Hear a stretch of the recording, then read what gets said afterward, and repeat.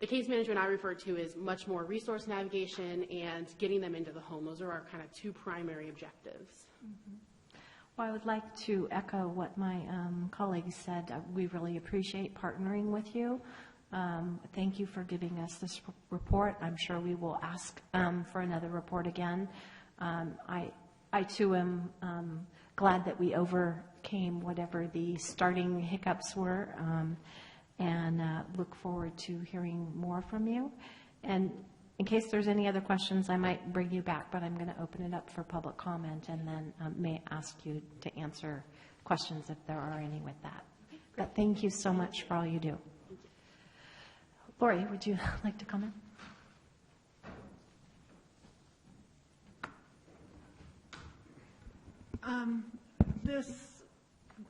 I'll tell you the real story of what the situation is.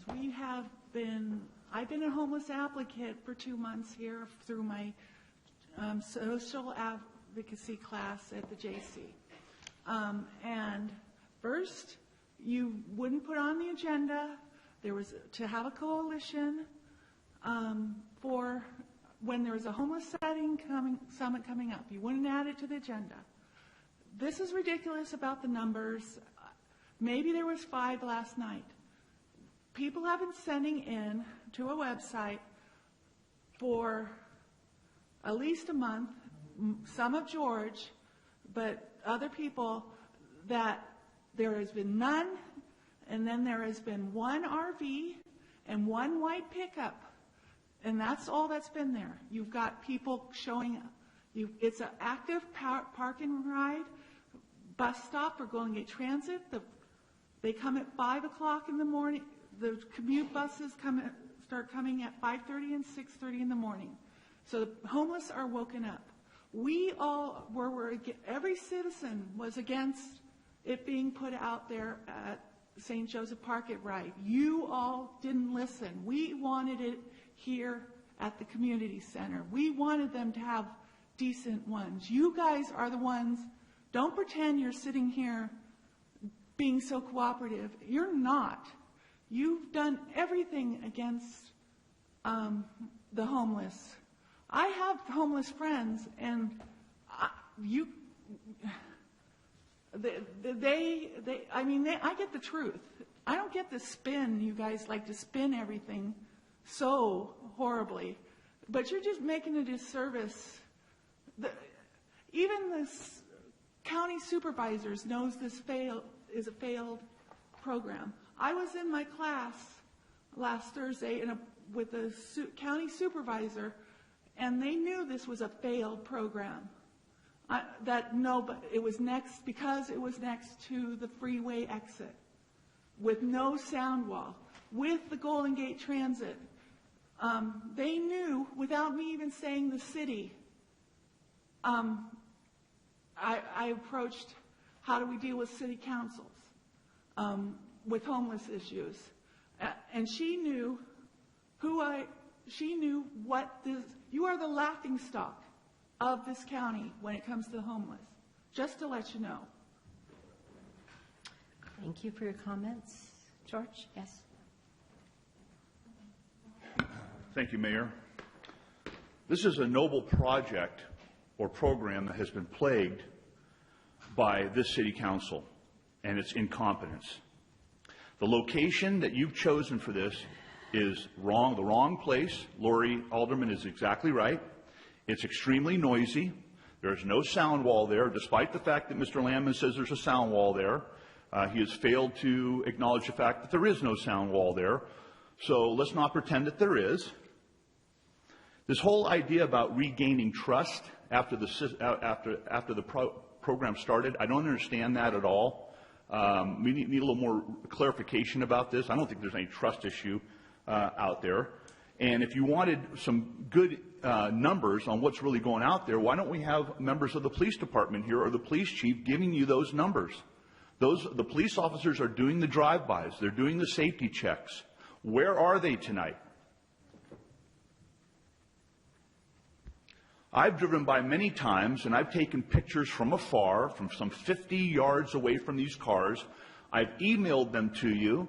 Because weeks ago, you asked for a report from the city staff. City staff just rolled their eyes. They didn't know what to do except call these representatives. I volunteered to go out there and get you a few photographs and give you a regular report. I've sent them to you. Have you ever given me a thank you? Have you acknowledged my work at all? No. Because you don't care. You don't care about the homeless. And this whole idea behind privacy, that they deserve some privacy out there in a public parking lot from 50 yards away to take a photo for you to give you a report back, is absolutely asinine. And you've never addressed the fact that in December and January of each year, it is basically freezing out here in Cotati. Freezing temperatures. And you're putting homeless inside their cars and family with children in their cars in freezing temperatures. I bring this up year after year, and you guys are just silent about it. It's inhuman to leave people out there in those cars in those freezing temperatures. You haven't lifted a finger. You haven't spent a dime. With your millions and millions of dollars of city budget, you haven't donated one dime. That is the wrong location for this project. I agree with Laurie. The right location should have been right out here at City Hall, right where you have two lavatories and the old middle school next door, in close proximity to the police department, where they could keep an eye on it, keep it safe. These people out there are targets right off the freeway for any number of possible crimes and invasions. Under the bright light, there are targets. And I believe there are more homeless people in Cotati in their vehicles, but they don't want to park out there. They're parked in our industrial parks. They're parked out near Myrtle and some of the other Myrtle Park and places like that, where they can get a good night's sleep, where they can get some quiet and some peace and tranquility. You people are just totally irresponsible in how you've handled this. I do want to give this representative thank you for trying to do a good job, but I apologize for the incompetency and the apathy of the City Council. Thank you for your comments. Anyone else wishing to speak on this? Yes, Eric. I thought I saw your hand up. Yes? Okay.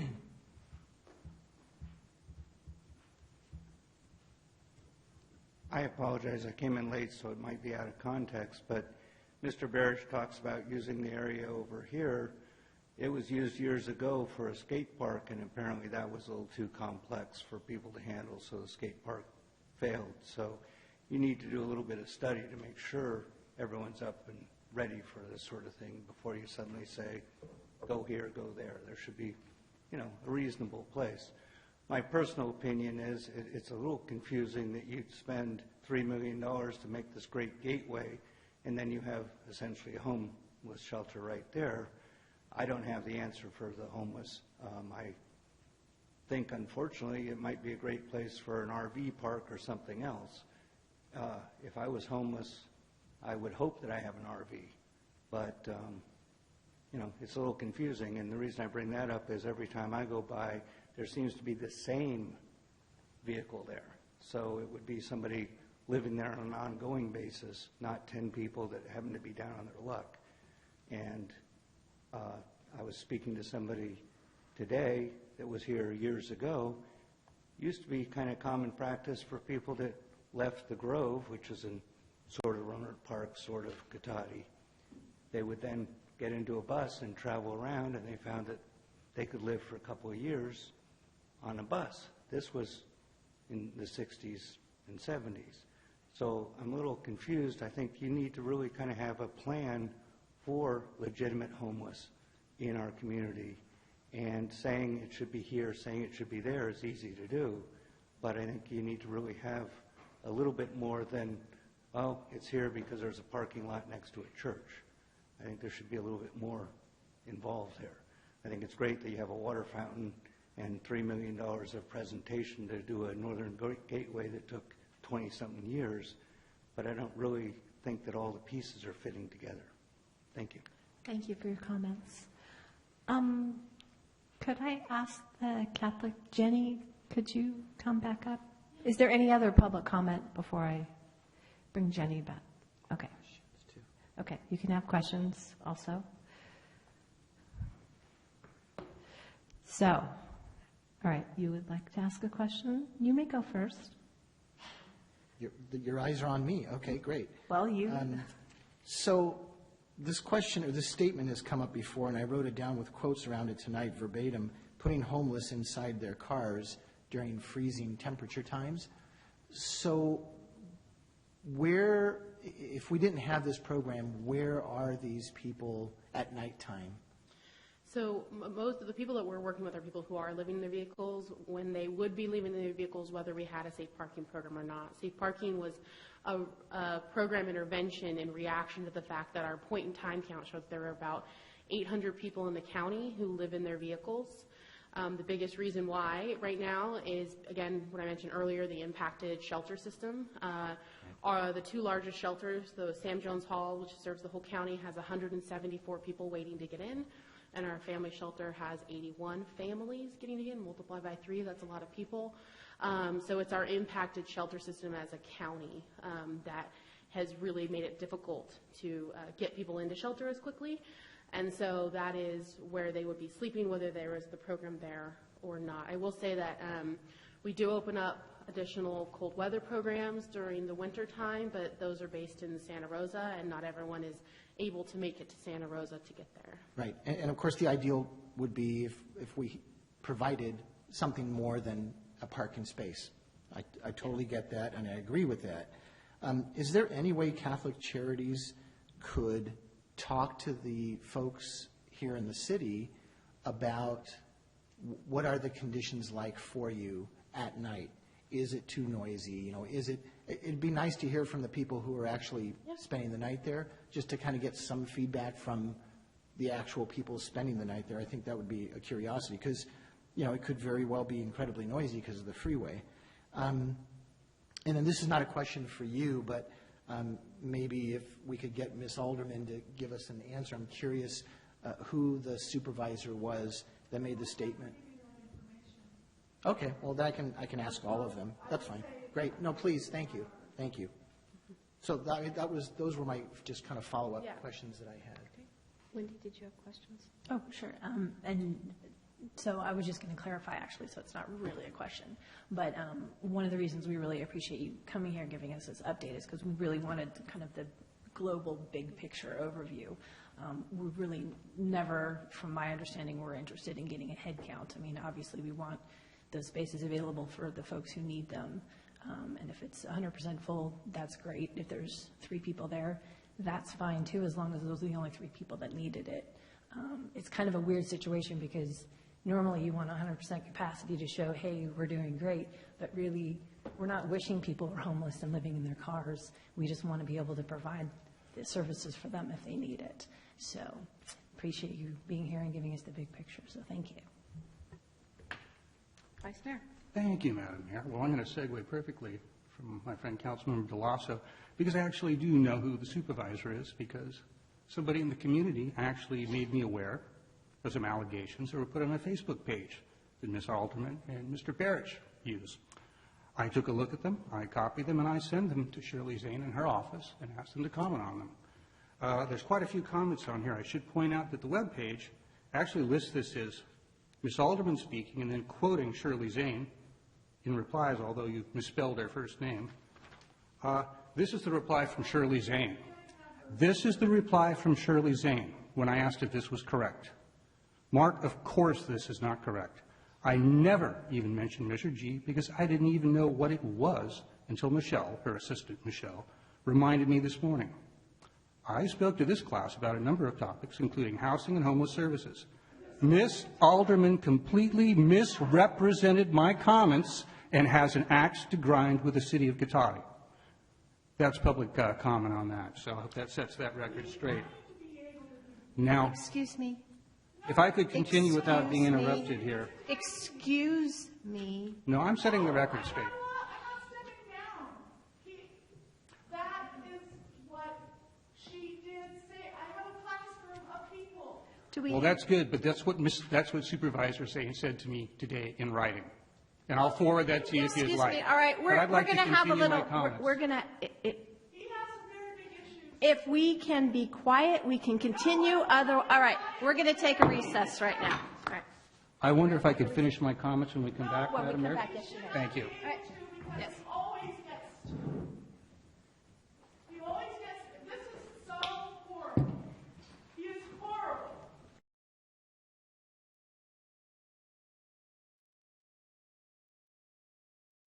Everyone, Jenny, would you like to come back up? I believe that Mark has more questions.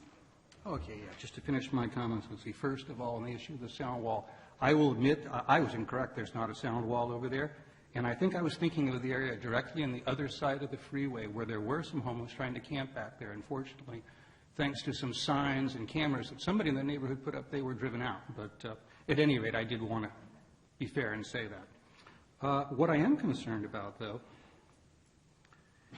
is we have a gentleman in the community going there late at night, 2 in the morning, taking pictures of people.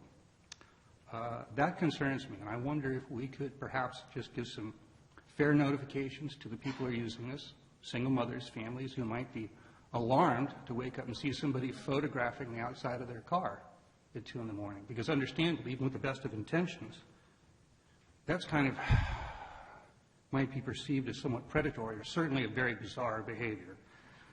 Now, frankly, creepy is the word I was thinking, Mr. Barich, since you're the person I'm talking about. How dare you? Oh, I do. How dare you? It's real easy. I just said it. How dare you? Let me keep going.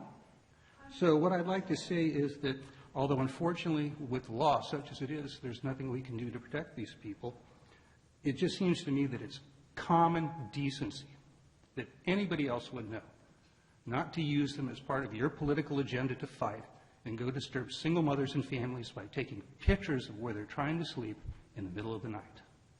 My personal opinion, but I did want to share that. So if you could get that message back to the people who are using our community, I want them to feel welcome and comfortable and certainly not predated upon.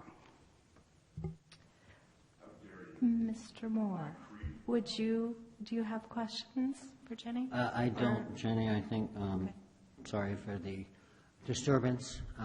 We are subject to this quite a bit, but it's too bad that you have to be subject to it. Okay. Again, I think you guys do a terrific job. I did not hear in the several months that we were looking at this program any citizen complaint at all regarding the location. So I think right now, basically what we have is what's available, and we're using that.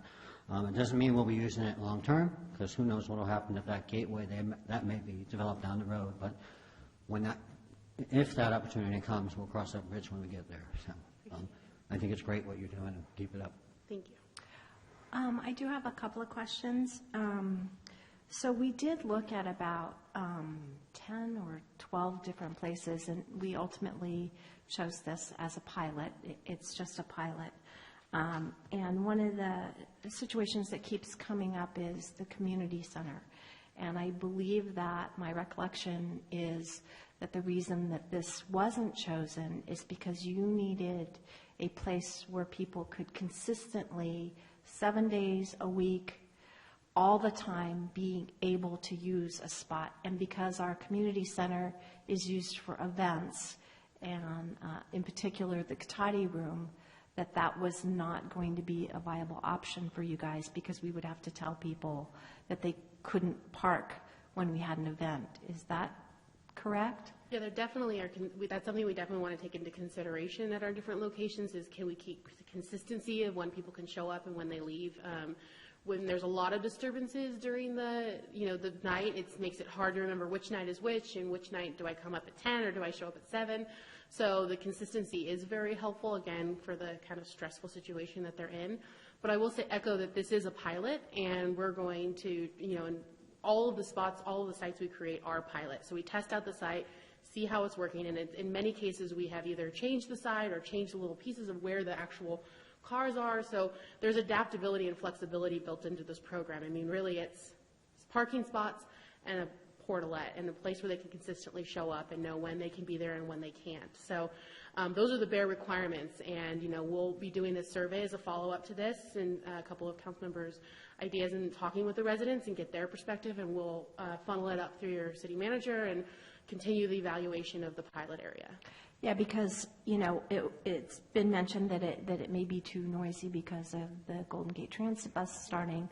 That would be good information to have feedback from the people that are using it. Does it disturb them, or are they okay with that?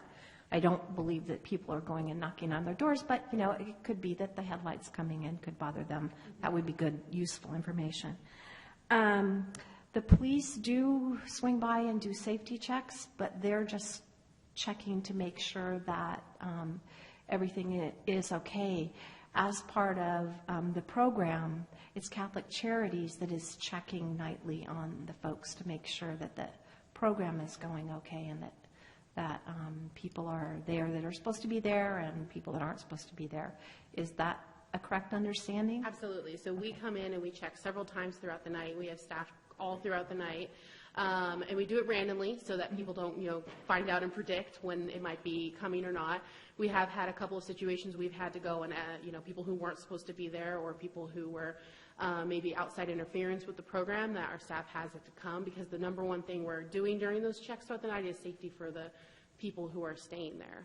So it is sometimes, we try to keep our sites very, very private. So the other 10 sites I mentioned, only 2 are public because we had to go through public process to approve them. One was the county site and one is this site. And so because it is public, it does create sometimes that difficulty, but that's what our staff's there to do. And we also have a response number that our staff is holding on them throughout the night, that the residents or the people in the program can actually call if something's going on or something doesn't seem right. And we've turned a little van into a mobile office. So they're driving all around the county all night long, checking in on the different sites we have.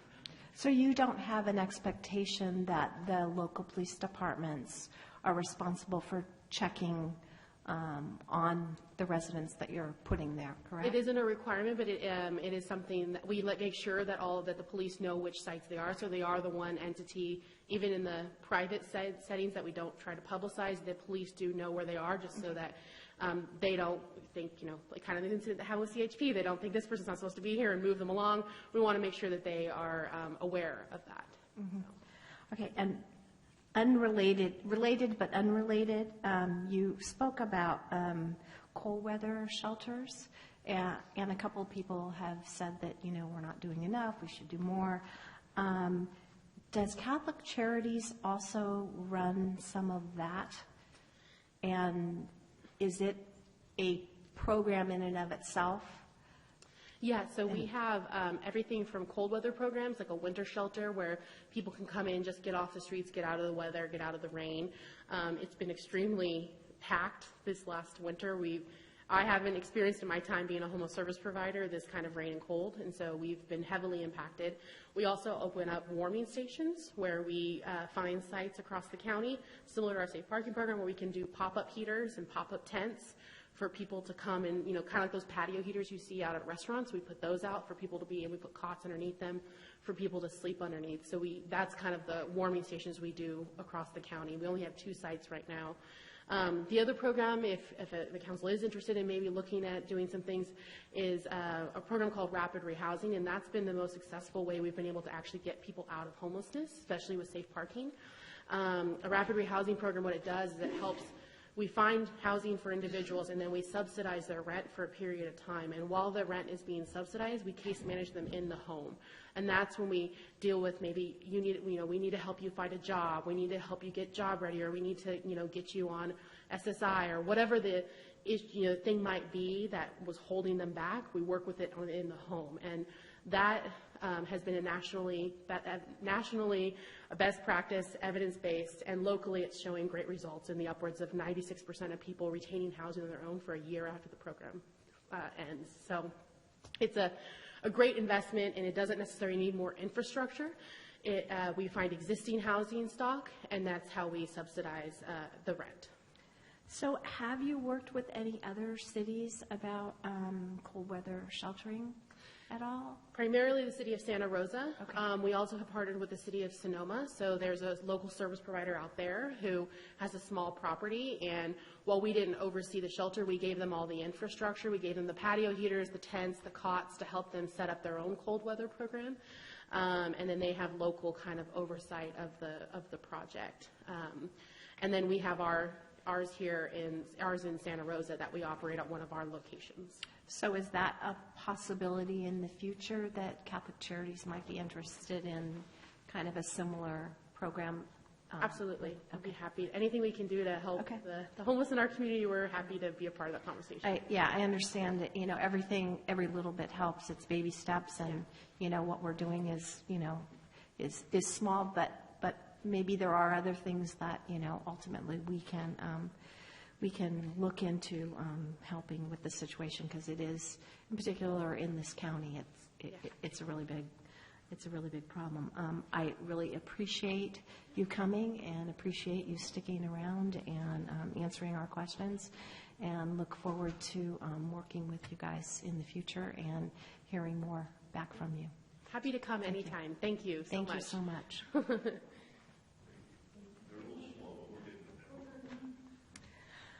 Okay, with that, we will move on to formation of the website update and ad hoc committee. Thank you, Mayor, members of the council. So just a brief report on this. We are still targeting the end of this current fiscal year to be live or close to live with the new website, with the intended purpose to make it more user-friendly across different platforms that are commonly in use today, and also make the information on the website more accessible. And to complete this, the recommendation here is that the City Council designate 2 members to serve on an ad hoc committee, and I would expect that that ad hoc committee would meet probably every other week for an hour or 2, just to go over where things are with the website and provide input, suggestions, and so forth. And there would, at any major milestones, it would also be brought to the full council for input as well. So just want to make sure that's clear, that the ad hoc wouldn't be running with it entirely. It still would be check-ins with the council. So that I'd be happy to. Yeah, it'd be roughly to the end of the fiscal year. It might go a month or 2 beyond that, but that's the current schedule. Okay. Questions? No questions. No? I will open it up for public comment. Yes, George? Yeah, Council, I don't think you need any ad hoc committee here. There's hardly anything on your agendas right now. We haven't seen such stark and empty agendas in many, many years. It's not like these meetings are going on till 9, 10, 11 o'clock at night. There's no reason why the reports from this company can't be here in front of full council review, where you can all ask your questions and the public can ask questions about the progress of the website as well. Why you're going to an ad hoc committee is baffling. Unless you're trying to keep this out of the public view, or the company that you contracted with is dragging their feet and haven't been giving you the regular reports that you expected for the ungodly amount of money that you're paying this company, you just need to bring them back here every couple months and give you a report in full view of how they are progressing with the city's new website. Forget the ad hoc committee. Thank you for your comments. Lori, did you? No? All right. No? Okay, then I will close public comment on that. Yes. I'd be delighted to be on the ad hoc committee. And I think as the